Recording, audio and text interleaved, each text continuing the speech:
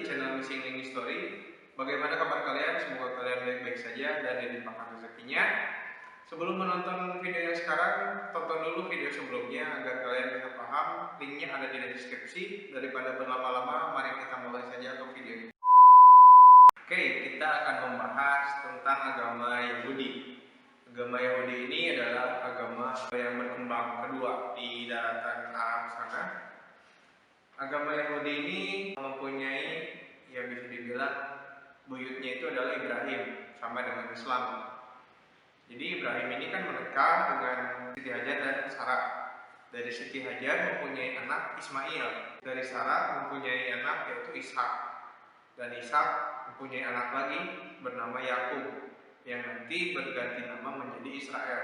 Tapi sebelum ke sana, ini menurut Saleh, Nabi Nabi Ibrahim adalah figur sentral dan menentukan dalam sejarah serta asal-usul Yahudi, Kristen, dan Islam. Dalam tradisi Yahudi, Nabi Ibrahim adalah penerima perjanjian atau covenant asli antara orang-orang Ibrani dengan Tuhan. Nah, jadi orang Ibrani ini bermukim di lembah Sungai Efrat di Mesopotamia, dan Nabi Ibrahim adalah bagian dari bangsa Ibrani tersebut. Nah, jadi asal-usul agama Yahudi, Kristen, dan Islam itu sama, asalnya dari Ibrahim. Jadi anak keturunan Ibrahim mempunyai wahyu, akhirnya timbullah agama-agama seperti yang tadi. Nah, nanti akan ada sedikit penjelasan mengenai silsilah dari Ibrahim sampai ke Yakub atau Israel nanti berganti nama. Nah, dalam tradisi Yahudi, dari keturunan Ibrani ini, dari kitab Kejadian, meneruskan perjanjian itu adalah Ishak. Jadi yang meneruskan perjanjian antara Ibrahim dengan Tuhan yang akan diberi tanah oleh Tuhan itu Ishak. Nah, sebagaimana disebutkan, Tuhan memberkati Ismail tetapi menjanjikan Ibrahim dan Sarah yang kelak anaknya bernama Ishak akan menjadi anak Ibrahim yang tetap berhubungan dalam perjanjian tersebut. Bagi Ismail, aku telah memperhatikan kamu, dan dengan ini aku memberkatinya. Aku akan membuatnya subur dan tak terkira banyaknya. Dia akan menjadi seorang bapa dari 12 suku, dan aku akan membuatkan bangsa besar. Namun mengenai perjanjianmu, aku akan memelihara Ishak, dan yang dengan Sarah akan melahirkan kamu pada tahun berikutnya. Jadi bisa dibilang ini dari Ishak sendiri dijanjikan atas akan memelihara 12 anak, dan mereka akan meneruskan di manakah tanah yang akan dijanjikan oleh Tuhan itu. Lalu Ismail, anak Ibrahim dengan Siti Hajar, itu hijrah dari Mesopotamia ke Mekah, ke Arab. Nanti kisahnya akan berbeda ya dengan ini. Sedangkan Yakub yang berganti nama menjadi Israel, hijrah ke tanah yang dijanjikan, yaitu tanah Kanaan. Tanah Kanaan ini, tanah yang dijanjikan kepada Ibrani ini, sudah didiami oleh beberapa suku bangsa saat itu, yaitu ada bangsa Het, Amori, Jebus, Kanaan, lalu Hewi, dan Filistin. Nah, Filistin ini adalah bisa dibilang nenek moyang bangsa-bangsa Palestina sekarang. Nah, banyak terjadi konflik antara bangsa Israel dan bangsa asli tanah Kanaan, terutama dengan bangsa Filistin. Nah, berarti kan dari dulu sudah ada konflik yang sudah mendiami sejak lama. Orang-orang Kanaan adalah bangsa pertama yang berinteraksi. Nah, jadi kalau orang Kanaan berbeda, sikapnya lebih kepada menerima bangsa-bangsa Israel. Lalu berinteraksi setelah mereka keluar dari Mesir dan bermukim di Kanaan. Ya, bangsa Israel pun mempunyai dulunya pernah membebaskan beberapa budak yang ada di Mesir yang dipekerjakan oleh Raja Mesir, membebaskan ke tanah Kanaan ini. Jadi dari sana orang-orang Kanaan bisa lebih respect, lebih bisa menerima, karena telah membebaskan budak-budak yang ternyata budak itu ternyata banyak dari orang-orang Kanaan. Fase kerajaan. Fase kerajaan ini ada beberapa raja yang memerintah, cuman kita akan menelisik lebih ke arah fase Daud dan Sulaiman. Fase Daud ini adalah raja kedua Ibrani. Dalam bahasa Ibrani, kata Daud berarti itu tercinta. Dia adalah keturunan Ishak. Lahir pada abad ke-11 sebelum Masehi, naik tahta pada tahun 1004 sebelum Masehi, hingga wafatnya tahun 965 sebelum Masehi. Kisah hidup Daud termaktub dalam Perjanjian Lama, Kitab Samuel 2. Menurut keyakinan Islam, ini menurut Maglot ya. Menurut keyakinan Islam, Daud itu adalah seorang raja yang juga seorang nabi. Tapi dalam tradisi Yahudi, Daud itu adalah seorang raja, bukan seorang nabi. Daud ini mendirikan sebuah kerajaan Ibrani bersatu hanya dalam tempo 8 tahun. Setelah memerintah, Daud berhasil menaklukkan Al-Quds, dan Al-Quds ini dijadikan sebagai ibu kota dari kerajaannya, kerajaan Ibrani ini. Kerajaan Ibrani ini berarti udah ada di Kanaan ya, kerajaan Ibrani. Kerajaan Daud dan Sulaiman memiliki urgensi khusus bila dikaitkan dengan agama Yahudi. Nah, peristiwa sejarah yang terpenting ini ditafsirkan dalam penafsiran agama juga, terwujud dalam perjanjian tertulis dari Tuhan sebelumnya, yaitu janji berupa tanah. Pembangunan atau pendirian kerajaan dari Daud ini adalah suatu bentuk tindak lanjut dari perjanjian tanah yang antara bangsa Ibrani dengan Tuhan. Kita tidak bisa menyalahkan bahwa ini adalah sebuah ekspansi, tapi karena ini kan didasarkan atas agama yang mereka anut, agama yang mereka yakini. Jika kita menyalahkan agamanya, ya otomatis kita tidak toleran, bukan orang yang toleran. Otomatis itu salah besar. Jadi runtuhnya struktur teologis atau struktur agamanya. Oh ya, sebelum ke sana kita menafsirkan dulu tentang perkembangan pesat yang dialami dari kerajaan Daud dengan Sulaiman. Pada saat berlangsung model yang sama dialami perjanjian bersama para leluhur, yaitu perjanjian yang tegak berdasarkan janji-janji Yahweh. Yahweh ini adalah Tuhan Yahudi. Sebagaimana janji tersebut merupakan janji yang tidak bersyarat, ya hanya merupakan anugerah atau nikmat Tuhan yang dilimpahkan atas para pengikutnya. Jadi ini adalah sebuah bentuk apresiasi lah dari ketekunan atau keteguhan hati untuk mengikuti Tuhan Yahweh, itu Tuhan agama Yahudi ini. Pada saat itu berlangsunglah hubungan kerajaan-kerajaan dengan pilar teologis dan ritual-ritual di mana Daud menjadi teladan kerajaan. Kerajaannya menjadi model bagi sang raja dan berlangsung integrasi negara dan akidah melalui pilar-pilar teologis ini, serta tinggalnya Yahweh di Haikal sebagai jaminan kelanggengan negara. Ini menurut Bright tahun 1972. Dari perkembangan pesat kerajaan ini akhirnya menumbuhkan juga perkembangan bagi agama Yahudi ini. Nah, mulai runtuhnya itu adalah pada saat Sulaiman dan Daud sudah meninggal, terutama Sulaiman yang meninggal. Karena ketika Sulaiman meninggal, kerajaan Ibrani ini terpecah menjadi dua, yaitu ada kerajaan Israel dan kerajaan Yehuda.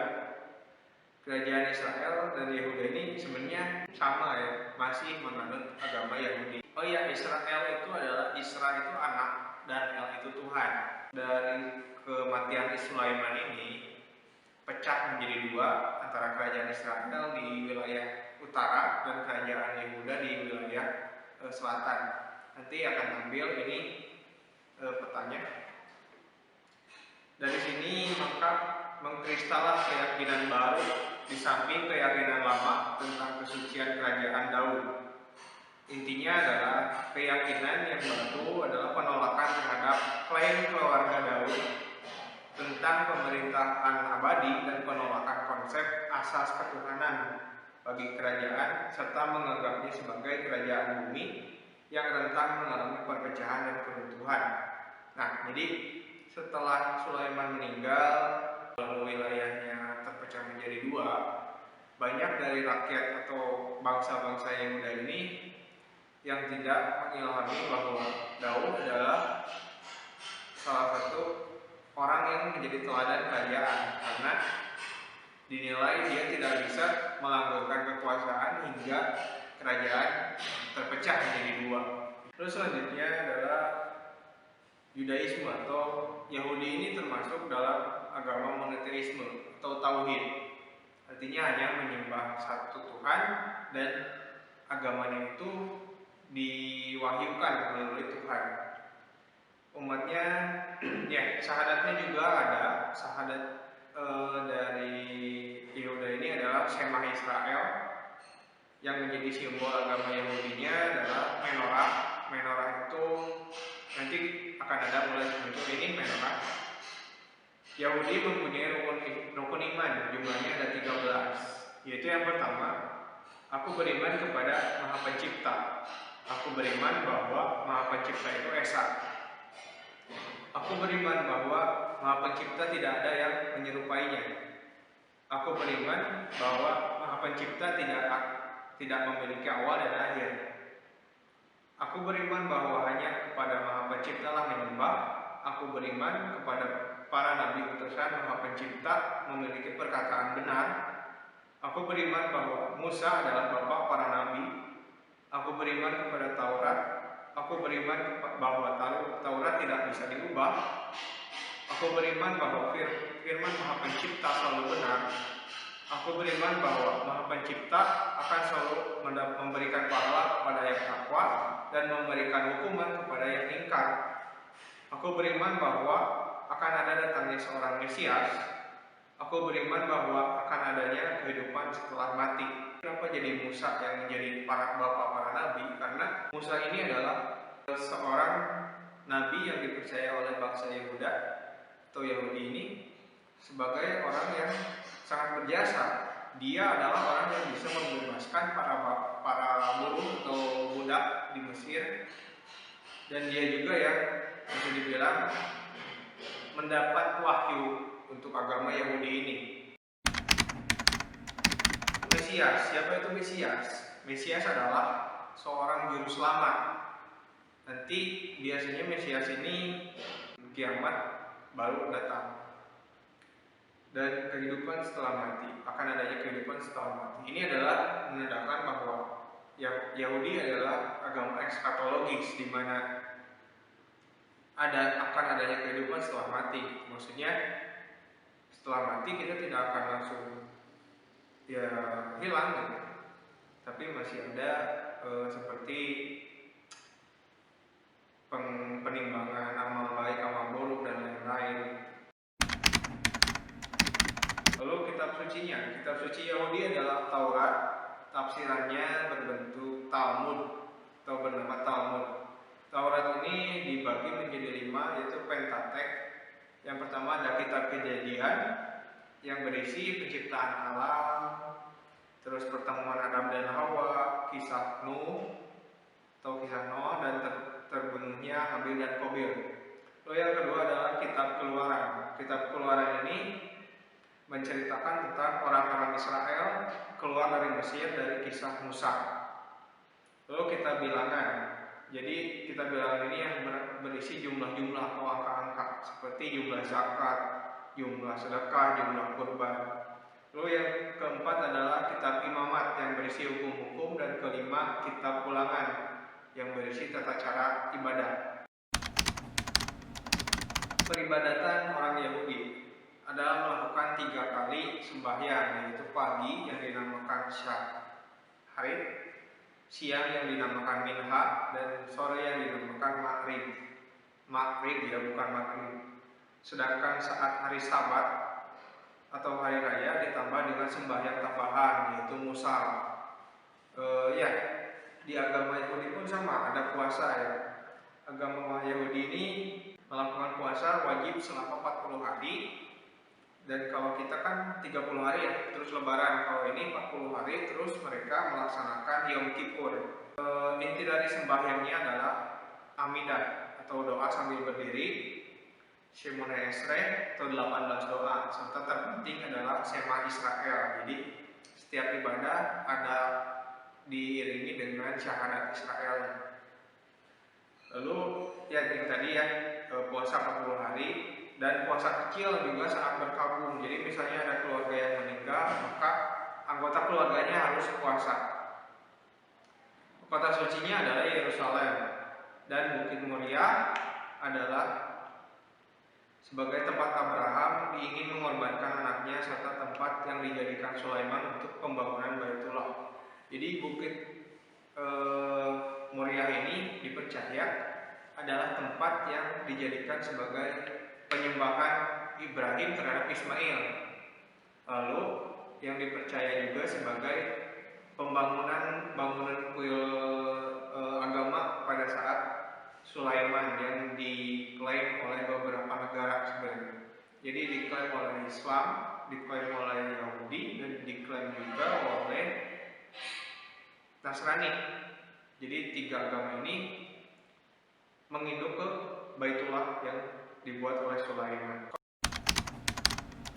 Konflik Israel dengan Palestina.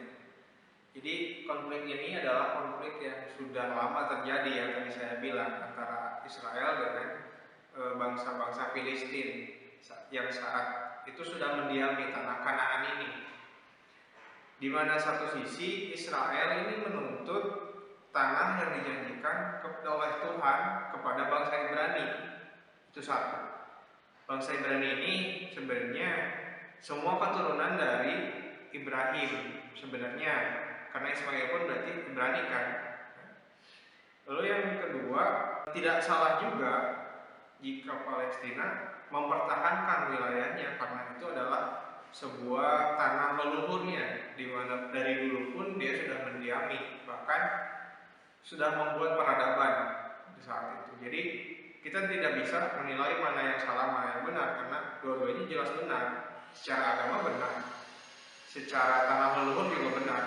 Yang salah itu dari video yang kita bahas ini. Apabila kalian memiliki pandangan lain terkait materi yang tadi dibahas, silakan tulis di kolom komentar, karena komentar kalian dapat membangun channel ini lebih baik lagi.